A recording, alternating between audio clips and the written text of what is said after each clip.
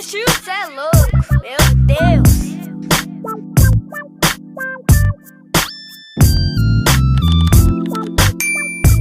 Hello, welcome back to another episode of Klinomik Mimpi sampai jadi episode 12. Nggak nyangka banget udah 12 episode series ini, which really exciting. Beberapa minggu belakangan ini progres pembangunannya juga udah lumayan advance. Alhamdulillah banget kontraktornya lancar. Weekend ini rencananya insya Allah aku sama Ali mau main ke sana, PP aja naik push bolak balik untuk ngecek progres pembangunan di Baras Eko Villas. Mudah-mudahan lancar dan dimudahkan.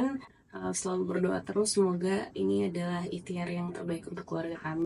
Hari ini di episode kali ini sebenarnya aku mau cerita tentang pengalaman main Sustainable Design Week M Block, karena di sana banyak produk-produk rumah tangga pernak-pernik gitu yang dibuat dari barang sampah atau biomaterial gitu. Jadi kayak salah satu mimpi besarnya Klinomik dan Baros Ecovilla ini kan kita pengen semua barang yang kita pakai dan akan di display di villa itu adalah barang-barang yang emang dari brand yang punya sama-sama misi cuan lestari kayak Klinomik.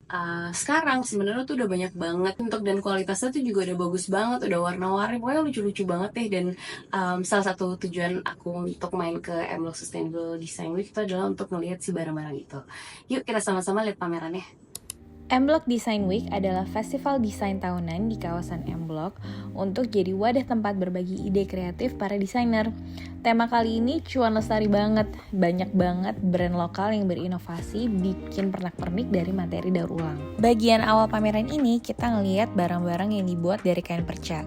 Jadi selain bisa dibikin jadi desain baju, kain perca sekarang bisa dibikin jadi insulator, pernak-pernik desain, bahkan kayak semacam batu bata gitu guys. Brand cuan lestari yang punya inisiatif serupa tuh kayak Sejauh, Pebble, Setali. Kita udah pernah highlight mereka di website Klinomik ya, kalian bisa lihat. Terus kalau kita lanjut masuk ke dalam area pameran utamanya, masih banyak lagi nih barang-barang cuan lestari yang menarik banget. Ada berbagai contoh materi yang dibuat dari bahan campuran sampah, misalnya nih ada campuran sampah spanduk, plastik dan semen. Terus kemudian ada multiplex yang terbuat dari spanduk yang di layer bertumpuk, mirip kayak papan kayu multiplex.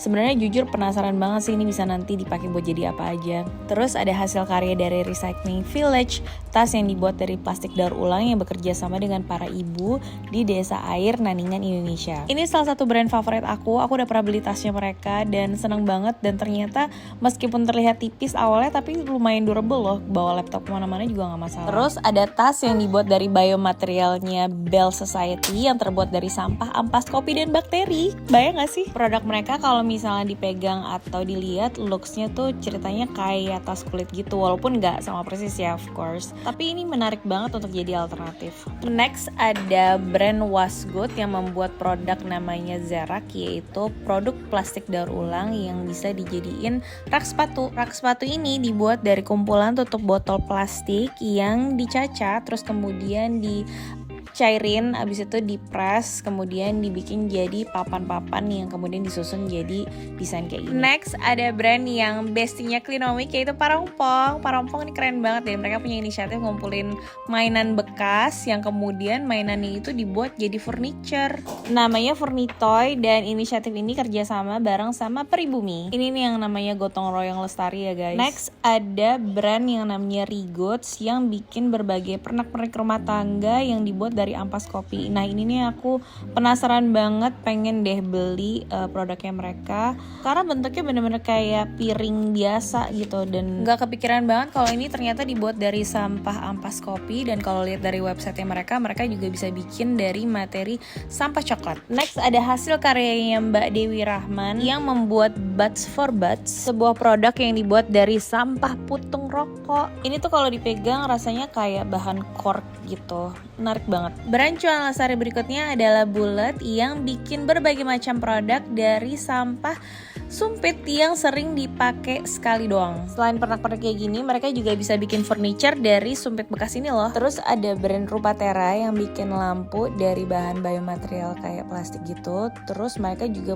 bikin pakai teknologi 3D printing supaya nggak ada sampah dalam produksinya. Next ada Studio Su, studio desain yang membuat produk dengan menggunakan kawat tembaga anyaman dari Sumba dan kayu bekas pakai. Lalu ada Cikhan Project Lab yang bikin sepeda dari limbah tekstil. Selain bikin sepeda, mereka juga suka bikin skateboard loh. Nah, terakhir ini yang favorit aku, ada Playo. Playo adalah sebuah kreatif studio yang suka ngumpulin dan mengkurasikan berbagai macam materi daur ulang.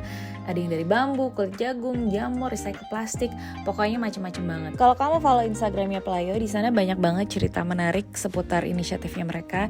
Jadi mereka suka bikin acara atau program yang bekerja sama dengan para desainer, terus komunitas juga untuk bikin satu materi baru dari apa yang ada di sekitaran masyarakat, dan mereka punya archive-nya sendiri gitu. Itu dia cerita dari Sustainable M Block Design Week. Menurut kalian menarik apa enggak? Kalau aku sih menarik banget, dan sekarang tinggal banyak-banyak berdoa supaya bisa beli produknya mereka, supaya bisa ditaruh di Ecovilla dan mendukung bisnis Channel Lestari. Sampai ketemu di episode berikutnya, dan jangan lupa follow ya. Bye!